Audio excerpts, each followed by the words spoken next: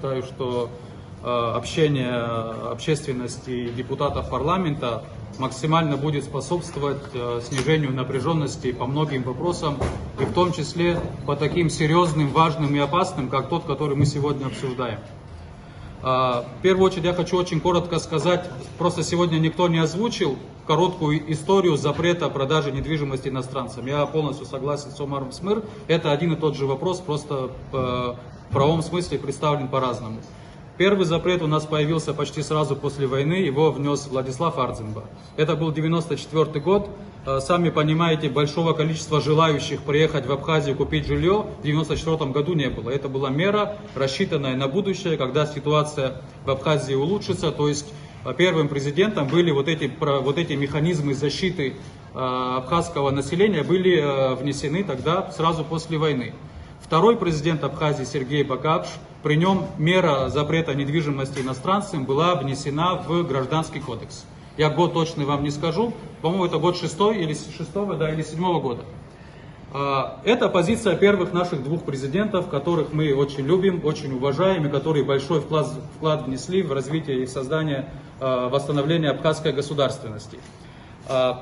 Последующие президенты, ни один из последующих президентов, кроме нынешнего, ни Александр Анкваб, ни Рауль Хаджимба, этот вопрос не поднимали. Первая попытка поднять этот вопрос, изменить законодательство по продаже недвижимости. Да. Первая попытка была в 2006 году. Тогда законопроект о разрешении продажи внес Сергей Шамба. Он тогда был депутатом парламента. В 2016 году внес Сергей Шамба. Тогда были волнения в обществе. Я могу напомнить, здесь и в день голосования, здесь на площади перед парламентом собрались граждане. Я в том числе тогда и один был из организаторов этого митинга.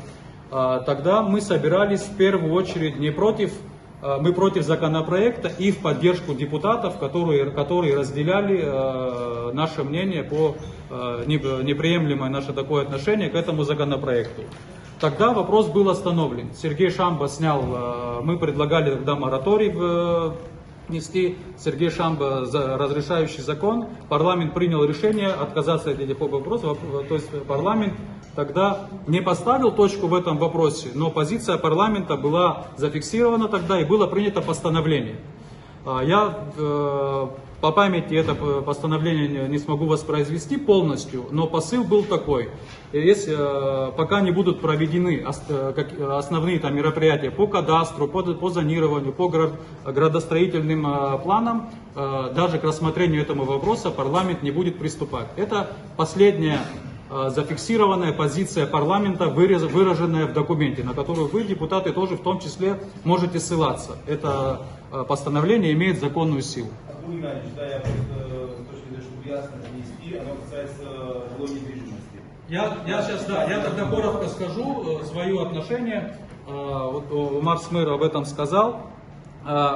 Вопрос продажи недвижимости иностранцам, вопрос апартаментов, это один и тот же вопрос. Просто если квартира, в которой может проживать собственник, в которой есть спальня и кухня, может называться нежилой недвижимостью, ну тогда мы может и в нежилых домах и живем тоже все вместе. У нас известна тоже старая в Абхазии схема, когда жилые дома переводили в нежилое. Это форма обхода законодательства. Почему я это утверждаю? Примерно то же самое происходило в самой Российской Федерации. Сама тема апартаментов во многом появилась из-за того, что на многих территориях в России, на самых таких интересных территориях, в центре города Москвы, к примеру, было запрещено строительство жилых зданий. И на этих территориях начали строить апартаменты, потому что они не имеют статус жилых зданий, жилых помещений. И там строили вот эти якобы коммерческие здания, люди там покупали квартиры, там жили. Затем по суду это жилье признавалось жилым. Это в России была такая практика. Российская правовая система, как известно, она медленно, бюрократизированная. И многие годы эти стройки продолжались. Сегодня уже вот и президент России Владимир Путин там свои какие-то опасения высказывал.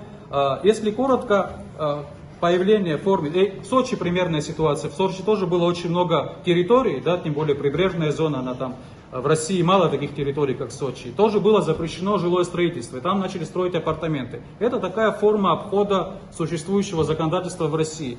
А сегодня то, что нам предлагается, это наша форма обхода запрета продажи недвижимости иностранцам. То есть здесь абсолютно такая зеркальная ситуация. Слово апартаменты, оно вообще означает жилье.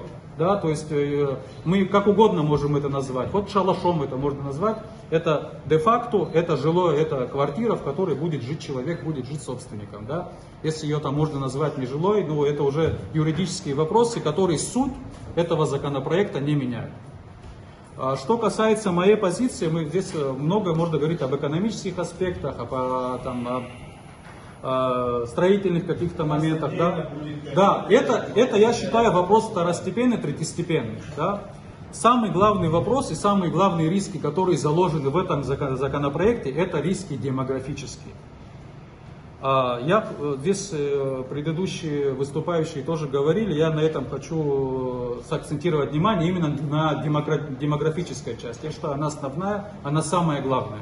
Здесь я вот сделал небольшие графики, основанные на это официальные данные, да, здесь никаких цифр придуманных нет. Единственное, есть одна цифра, которая может вызвать споры, но если возникнут вопросы, я ее тоже объясню.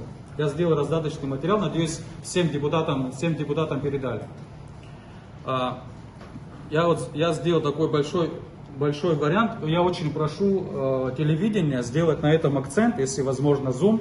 Да? Абхазское телевидение, мои золотые, Абаза ТВ.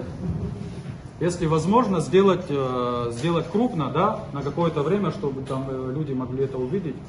В интернете можно на паузу поставить, а вот на телевидении не получится. А не абхазскому тоже можно показать? Не абхазскому тоже. Да, уже так быстро. Я коротко хочу пояснить цифры. Зеленое – это абхазское население, это иное население, красным я выделил. 1897 год – это первая перепись населения, которая вообще была проведена в Абхазии за всю историю. Это имперская перепись населения. По этой переписи нас тогда, это последствия махаджирства, нас было 58 тысяч человек, это 55% населения. И 45% это в основном были грузины, которые за 15-20 лет после последней волны махаджирства 1977 года сюда были переселены. Это в основном, вот Ливан Мика об этом говорил, это в основном Самурзакан, это Гальский район. Следующая перепись населения была в 26 году, вот уже по графику можно видеть, да, какие у нас появлялись проблемы. С 55 до 28 и вплоть до 18% в 1989 году. Это вот эта отрицательная динамика, да, которая была почти 100 лет она происходила, где шаг за шагом целенаправленно внешние силы меняли демографический баланс в нашей стране. Это все факты, то есть я здесь сейчас озвучиваю просто фактическую информацию.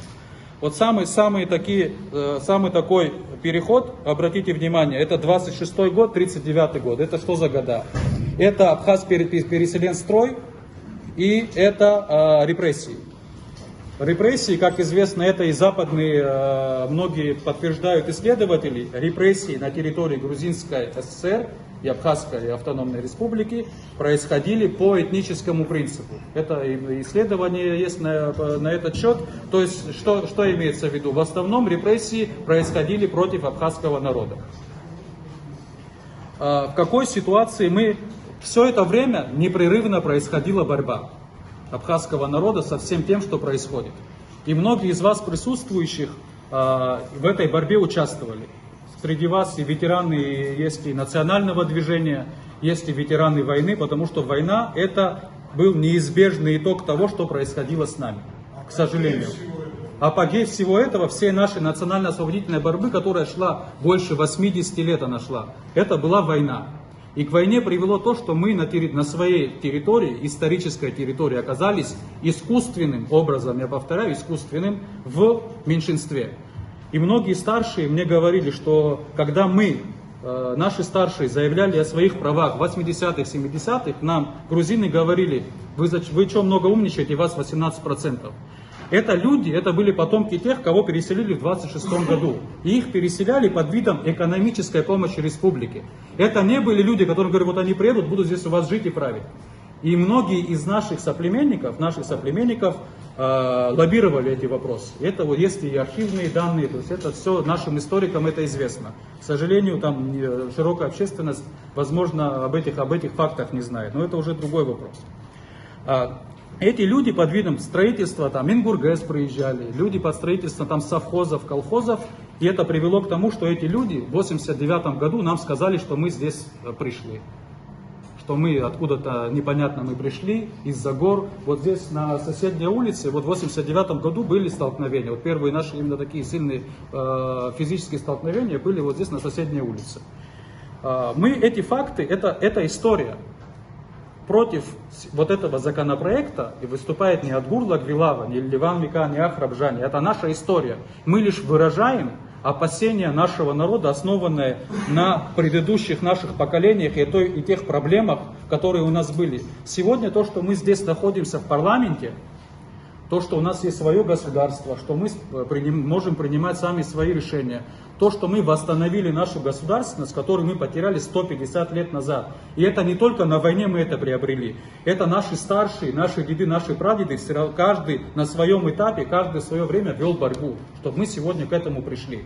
И мы сегодня все это перечеркнуть мы не имеем права. Я говорю мы, я сейчас не говорю, депутаты парламента не имеют права. Это мы все, потому что если мы это сделаем, через 10 лет, через 15 лет меня не спросят, там, а кто в этом виноват. Мне скажут, ты в этом виноват, потому что я не смог это остановить. И мы все здесь присутствующие. Это не вопрос оппозиции.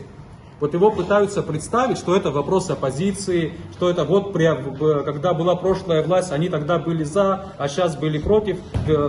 Я вам скажу, это всего лишь политические уловки. Большинство людей, которые здесь находятся, и тогда высказывались против. Да? Были люди, которые высказывались за продажу недвижимости. Этих людей здесь нет.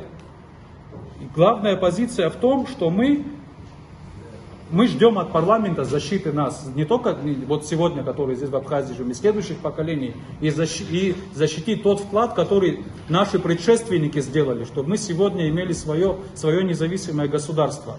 И то доверие, которое вам люди дали, надеясь на то, что вы защитите их интересы, вы не можете это доверие потратить на суицидальный, как было сказано, это на самом деле суицидальный закон. Об этом говорит наша история, об этом говорят цифры. Это не мнение, это медицинский факт.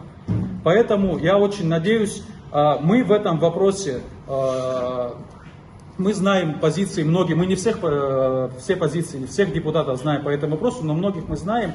И знаем, что многие из вас против этого закона. Я позволю себе сказать от лица всех присутствующих, что мы готовы, мы все, и общество, да, с которым мы общаемся, каждому и парламенту как органу, и каждому из вас оказать поддержку в этом вопросе, что вы это не принимали. Если надо, мы встанем за вашими спинами, если надо, мы перед вами тоже встанем. Спасибо большое.